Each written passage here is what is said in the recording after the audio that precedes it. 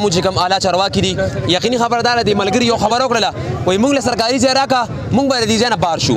کبیا تا د شبقدر په بازار کې گاډي براسي کو ته گاډي دی غسړې مسوځوا یقیني خبردار ده ته ورله ځای ورکا دی بزي کدوې لانل دا ملګری ولاړ دي دا د دې مشران دي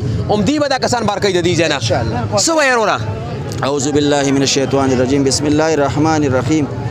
دا کمی مسلې چې روان دي جی دا د ډیر ټایم نه روان دي پته نه لګي چې دا شبقدر څه بد قسمته وطن دی نه په مردان کې موږ داسې زولید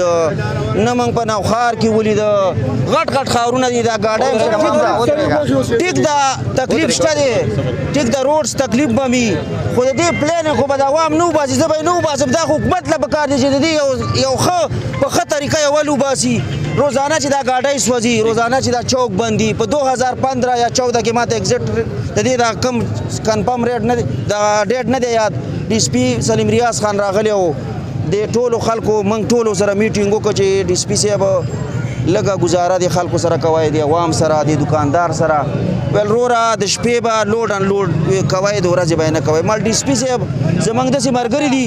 چې کم میچنای کې اوسېږي کم شنو غونډو کې کیسېږي د سیکرټری به ماله څه شورټي ما ته وایي ګورمنټ وایي چې د 10 بجو نه بعد به ته نه وځې د خپل آفس نه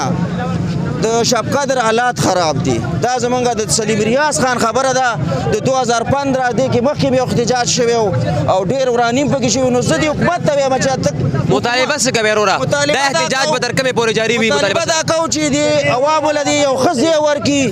یو ښه سیستم دی ول برابر کې موږ ټول حکومت سره تعاون کوو موږ داسې نه یو چې موږ د انډیا نه راغلي یا د کابل نه راغلي دا ټول زما عوام دي دا به ټول تعاون کوي خو د حکومت د طرفه خو لږ تعاون پکار دی کنه دا څه حل دی چې ګاډی وسېږي دا خو بدمعشي ده دا خو ګونډهګردي ده حکومت نه دی دا بدمعشي